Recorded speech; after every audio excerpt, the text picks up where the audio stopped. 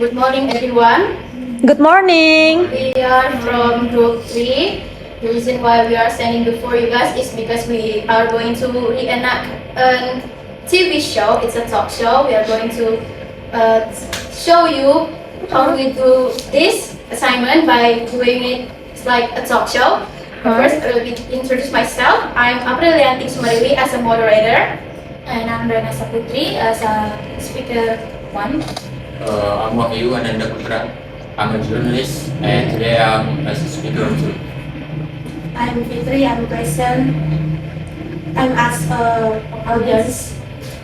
I am Ima as an audience. Okay, let us start. Please wait for us. Okay, hello, good morning everyone. Morning. Please be upon us all. How are you today, ladies and gentlemen? Okay, that is very good to hear. My name is Aprilianti Sumariwi and I will be your moderator for today's talk show. The topic that we are going to talk about is about Palestine and it's the state of Palestine, focusing more on Gaza. Now, ladies and gentlemen, talking about Palestine, we have known that what truly is happening in Palestine is just more than a mere war. Now the world is busy seeking up justice for the Palestinian people, investigating and exposing what truly is happening on the field. Therefore, ladies and gentlemen, we are going to discuss the situation in Gaza to the point of a journalist and a volunteer. Without further ado, let's give a round of applause to our two speakers for today's morning, Mr. Wahyu and Ms. Rena. Morning. Okay. All right. Now, everyone, I am with Mr. Wahyu Ananda Putra. He is a journalist from our homeland who had reporting many kinds of events that had happened in Gaza. And the lady next to him is Miss Rena Saputri. She is the angel that had provided many humanitarian assistance for the Palestinian people. How are you today, Miss Wahyu and Miss Rena? I'm good. Okay, it's very good to hear. Now, the reason why we invited the two of you here is because we wanted to know what is the true situation in Palestine.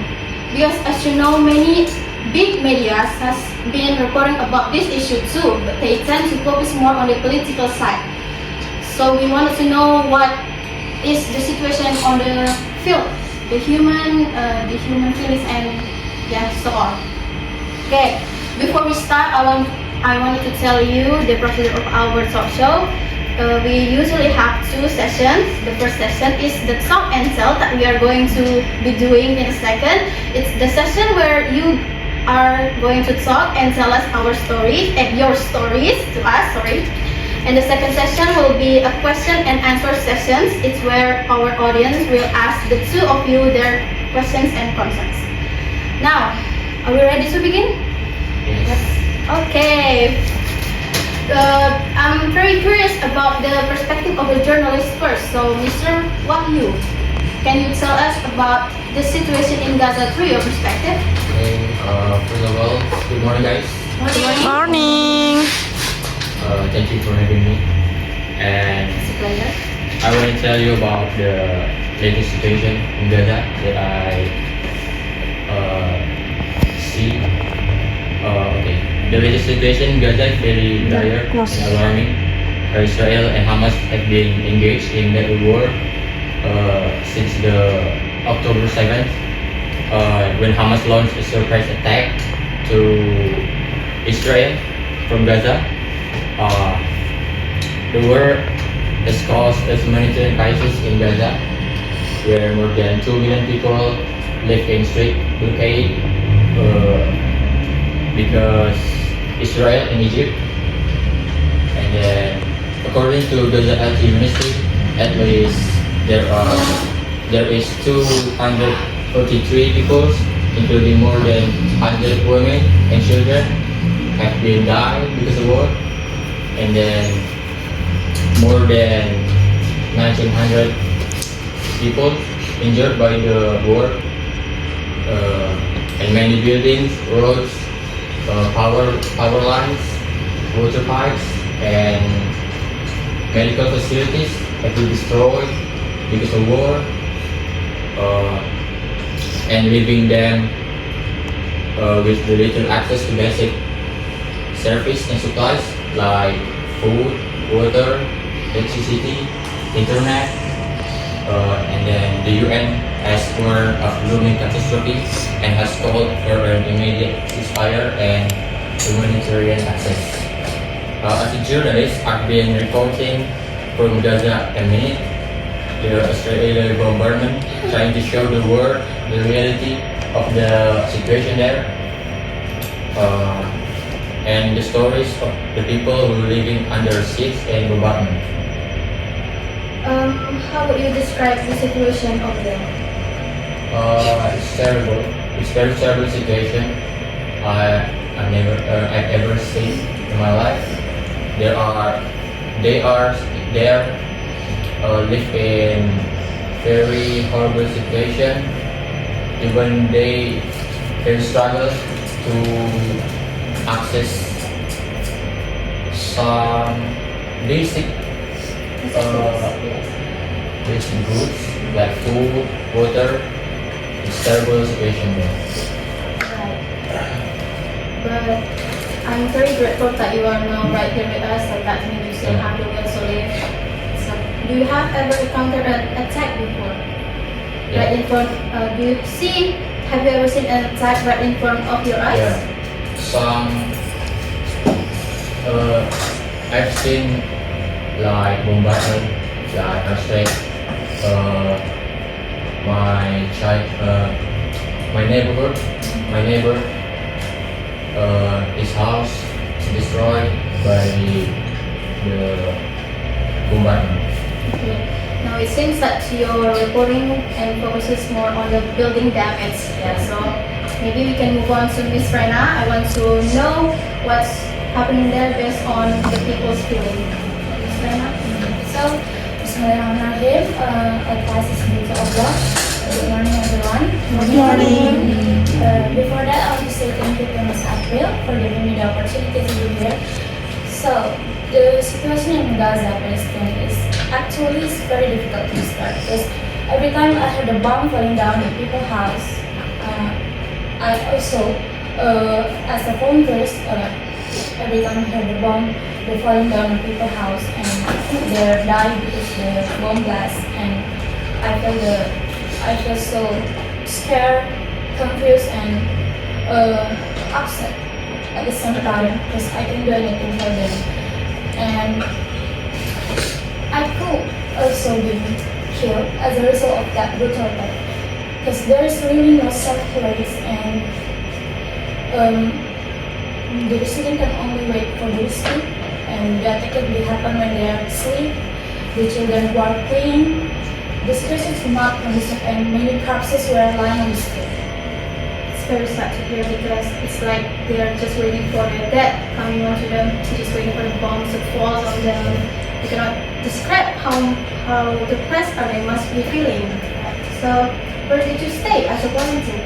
I want to stayed. know where did you stay. I moved another refuge camp. So you moved from camps to camps. Yeah, moved to other camp to other camp. Okay. If you see after the attack has been occurred, what is the first thing that you do to the injured children or people?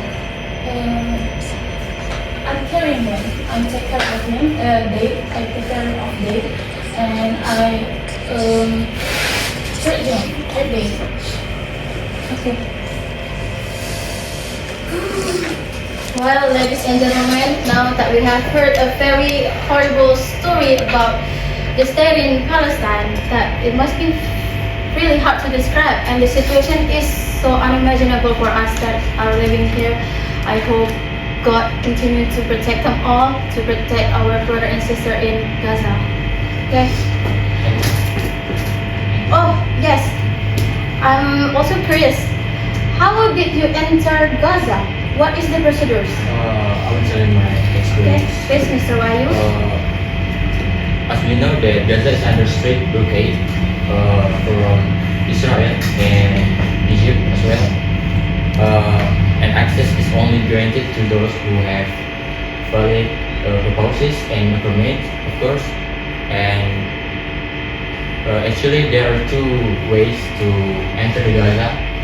First one, we we we can go to the place named Erez.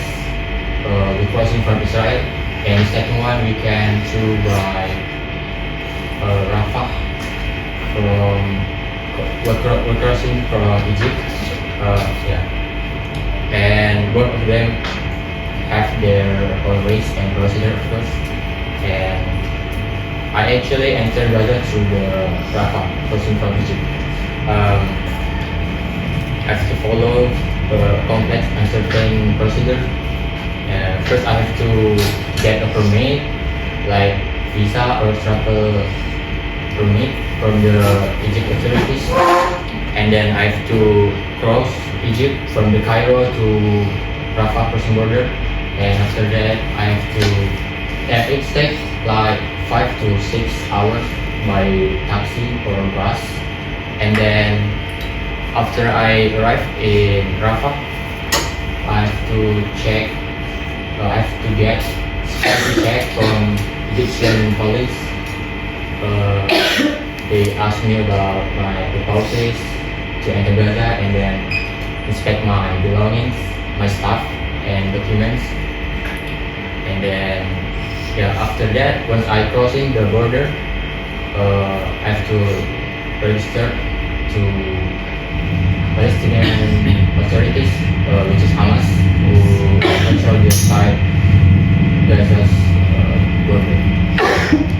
Where do you stay in Gaza as a journalist? Actually, we have, as a journalist, we have a dorm there. Yeah. Okay, I'm closing is closed. Okay, maybe we can move on to session 2. Okay, session 2 is question and answer session. It's where our audience from the studio or our audience from home can ask their concerns and questions to our 2 speakers for today. Now I will tell you for our audience that has been watching from home, you can call to this number and tell us your concern and question. We will be waiting for you. But let's focus more on the studio today. So audience in the studio, do we have any questions? Yes. Yes. Yes, Miss, please stand up. Thank you, Miss April. Yes. Let me introduce myself. My name is Fitri. I'm from Lansangpuri University. I would like ask 2 questions to Mr. Wayu. What is the economic situation in Gaza and how does it affect the lives of its residents? Yes. Thank you, Miss April. Yes, thank you, Miss Fitri, for such good questions. Now, Yes. Mr. Wahyu. Okay, thank you Will for you the answer? question. Okay. It's a good question. Sure, you can answer it, Mr. Wahyu. Okay. The economic situation in Gaza is very bleak and disparate. Gaza's economy depends on foreign aid and access to Israel's labor market, both of which have been severely affected by the ongoing war. As a journalist, I've been witness and reporting on the economic impact of the war in Gaza and how it has affected the life and livelihoods of the people of Gaza. I have seen the poverty and hunger, unemployment and debt, the despair and frustration of the people of Gaza, who have been living under siege and bombardment for weeks. I've also seen the resilience and creativity of the people of Gaza, who have been trying to cope and survive and to find ways to support themselves and their families. I interviewed some of them, people of Gaza, and they have told me how they have lost their jobs, their business, their homes, and their savings, and how they have struggled to find food, water, medicine, and food. Okay, thank you, Mr. Okay. Wayu. Do you have any more questions? Yes. Yes, please stand up, Miss. Hello, good morning. My name is Nima from English University. I major in computer science. I want to ask Ms. Lena a question. What's the situation of foods in Gaza? Is there you. Okay, Miss Bana, what is the situation in Gaza and is the supplies enough for all the people there? Okay, well, thank you for the question. So, Indonesia is one of those who help Gaza in terms of food, medicine, and clean water. So, as a volunteer, often visit refugee camp and distribute a lot of humanitarian aid to our brothers and sisters in Gaza, and visit many places that need more help, humanitarian assistance to our brothers and sisters in Gaza. And I would think that help from the donation who care about our brothers and sisters in Gaza. And there is one story when I was helping at the Indonesian hospital in Gaza. I met the boy named Ahmed, 10 years old. His house was hit by Israel bomb attack, and this was his parents and one younger sister about 6 years old. He's pretty traumatized. I take care of him and carried him, and I was so sad for him. I feel so sorry for him. This situation, he's lost his parents. Okay. Miss, I have a question. From which organizations are you from? We are a humanitarian organization from under the auspices of Indonesian government. And if you want to directly, if you want to distribute aid, you can directly contact us on various social media. Because we accept anything such as clothes, anything in Indonesia. They're really need help. So we could donate to your organization for the Palestinian people. Okay. That's a good answer. Now, I think that's enough questions from our studio. Now, I will remind for our audience from the home, if you have any concerns or questions, please call to this number. Please call to our studios. We will be waiting for your call. I got. Hello, who are we speaking to? I'm Sheila Proviana. Yes, Sheila. What is your question? I have a question for the two speakers. How did the process of food aid supplies for Gaza come here? Okay, thank you for your question, Sheila. I will ask Miss Rena to ask that question. So, Miss Rena.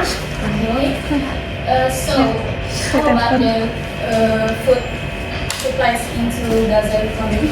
It's actually the current Sila, udah dari Sila. of food supplies Dari Sila. into Gaza depends on coordinate with parties involved, including on Israel authorities, the Palestinian authorities, and the international agencies such as the United Nations. And the process involves the negotiation and agreement so that it can be transported to vice crossing, and international agencies and humanitarian organizations also play a role in providing and distributing the aid. So about the food entry and other aid into the Gaza has a several channel. Is one is which is the border of Israel and Egypt, and the Egyptian border in Rafah, which is usually import food. To this trip is really limited and has strict rules. Okay. So, Miss Sheila, are you satisfied with our speaker's answer? Thank you, Miss Sheila. Thank you. Thank you, Sheila. Okay. Oh, there's a new phone call. Hello, who are we speaking to? Hello, I'm Aulia. Okay, Miss Aulia. I want to ask Mr. Wahyu. Okay. The question is, what specific events in Palestine did Mr. Wahyu report on as a journalist? Okay, Mr. Wahyu, what is the specific event that you reported as a journalist? Thank you for the question. Questions? Okay.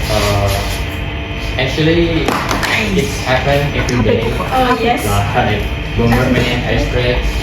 One of the specific events in Gaza that I report on as a journalist was the Israeli airstrike on the Al Jala Tower. which house several media outlets, including the Associated Press and Al Jazeera. On November 15th, I witnessed the event from nearby building where I was working on the story about the impact of Gaza war and Gaza's health system.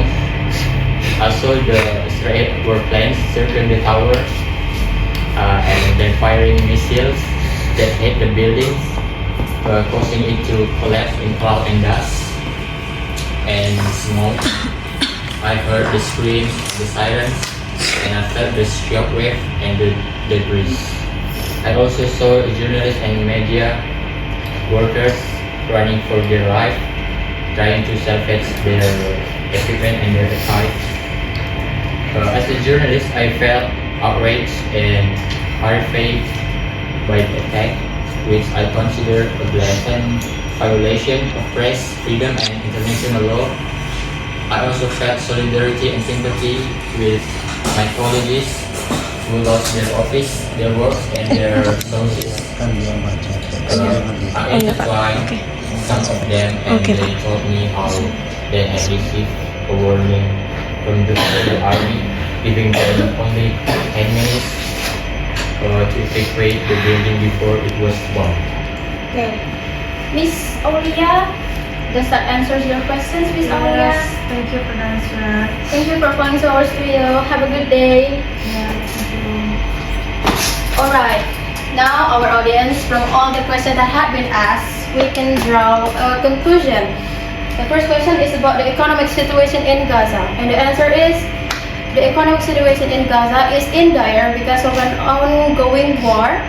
It resulting in widespreading poverty, hunger, unemployment, and many troubles.